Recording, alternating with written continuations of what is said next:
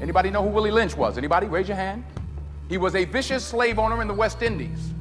The slave masters in the colony of Virginia were having trouble controlling their slaves, so they sent for Mr. Lynch to teach them his methods. Keep the slave physically strong, but psychologically weak and dependent on the slave master. Keep the body, take the mind.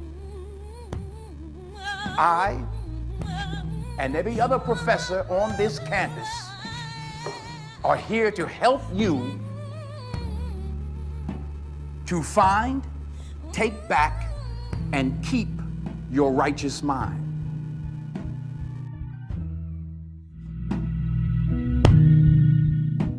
And for the very, very first time, I can see in color.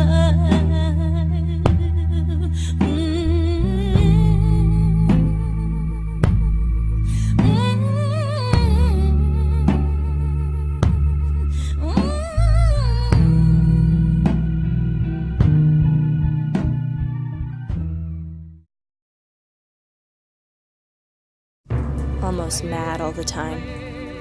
Problems controlling my anger. Can't really think of just one time.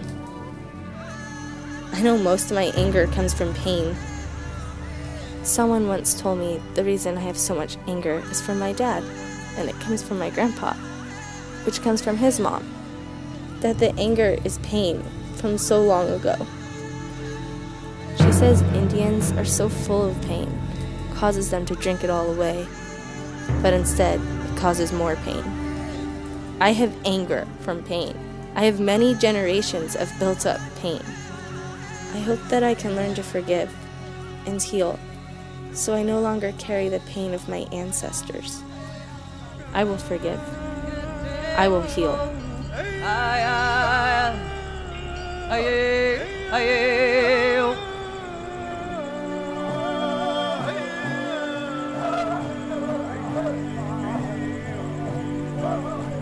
1.5% of the U.S. population is Native American. Historical events such as removal from homelands, sexual abuse, exposure to violence, boarding schools, massacres, forced relocation, homicide, suicide, and multiple victimization are ways in which trauma has affected Native communities. 40% of Native Americans live below the poverty line. 39% have some form of a disability. Native children have 2.5 times greater risk of experiencing a trauma, and 30% have some form of depression, while 10% have PTSD. The suicide rate is 3 times higher for Native Americans.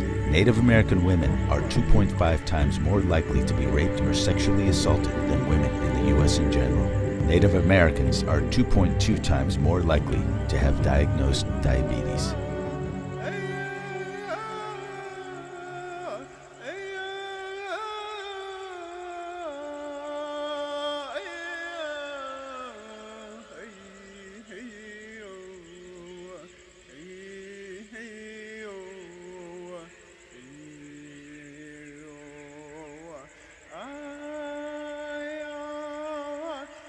Play Hester Prynne, play scarlet letters on our chests, become adulteresses, cheating ourselves out of what we truly deserve, willing to settle for less, willing to act like a little less than a goddess, willing to sleep with the enemy, men too scared to stop acting like boys, thinking we can love away their scars, so we take the lashes of the insecurities they pour on us and lick our wounds in quiet mourning for the little girls that we lose by the minute.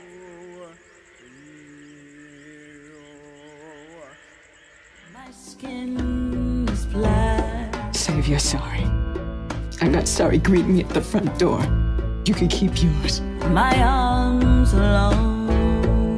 Being colored is a metaphysical dilemma I haven't conquered yet. Between two worlds, I do belong.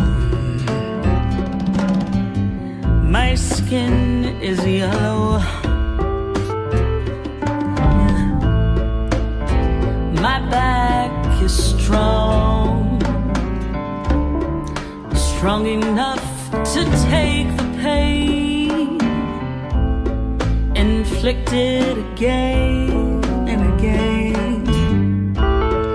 My mouth is like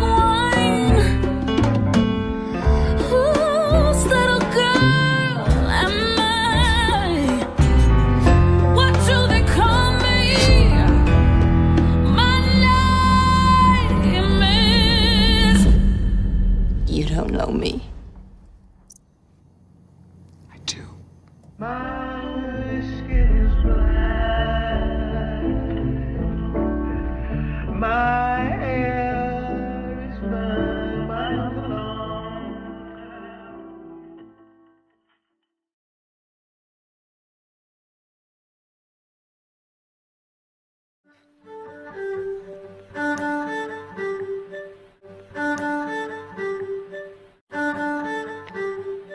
You are a horse running alone, and he tries to tame you. Compares you to an impossible highway, to a burning house, says you are blinding him, that he could never leave you, forget you, want anything but you. You dizzy him, you are unbearable. Every woman before or after you is doused in your name. You fill his mouth, his teeth ache with the memory of taste, his body just a long shadow seeking yours, but you are always too intense, frightening in the way that you want him, unashamed and sacrificial. He tells you that no man can live up to the one who lives in your head, and you try to change, didn't you? Closed your mouth more, tried to be softer, prettier, less volatile, less awake, but even when sleeping you could feel him traveling away from you in his dreams. So, what did you want to do, love? Split that open. You can't make homes out of human beings. Someone should have already told you that. And if he wants to leave, then let him leave. You are terrifying and strange and beautiful.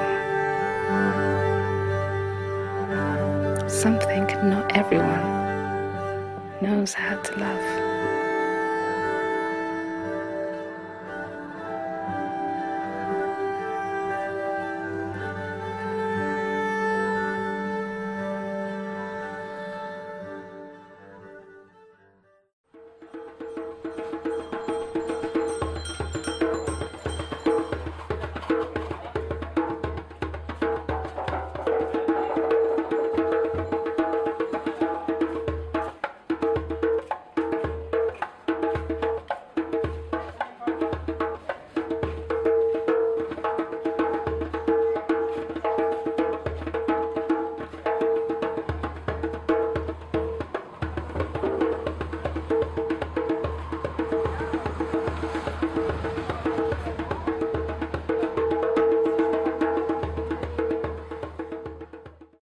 So when I was young, my uncle would pick me up in his green Cadillac. It had the sunroof top, diamonds in the back. Periodically, we would pull over. Beautiful women would walk from the corner, stick their head in the window, drop money in my lap. My uncle would pat me on my back and tell me to count that. We would repeat the procedure numerous times throughout the course of the night, and at the end of the journey, if the count was right, he would buy me ice cream, give me $5, and some free advice. Never run for buses or for women.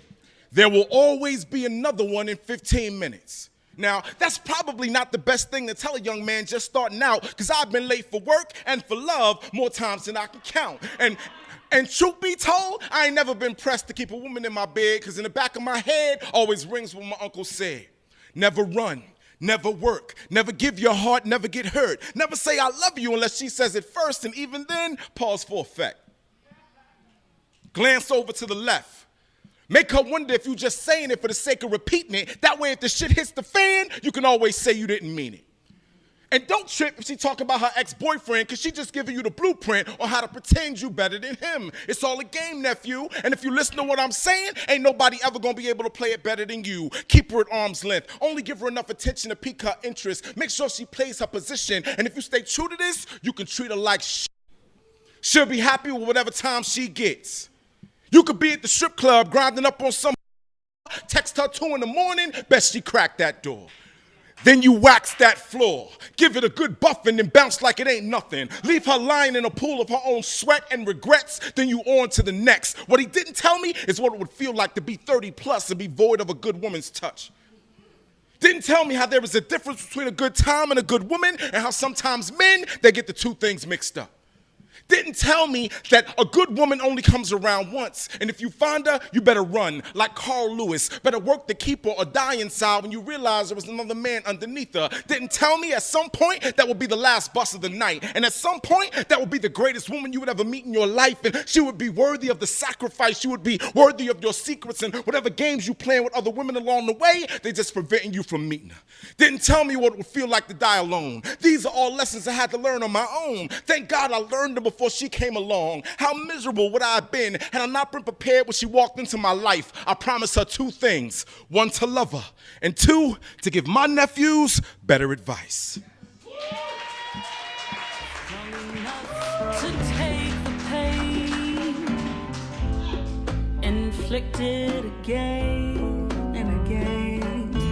I will sleep on dry pillows now, in a bed big enough to love myself in, full of the knowledge I am priceless and worth nothing but honesty. I will remove the scarlet letter from my chest and take the hand of the little girl I used to be and say, I'm sorry to her. I'm sorry for cheating you out of the joy you have always deserved. And I will wait for a man to come along that can give me the truth of how much he can really love me.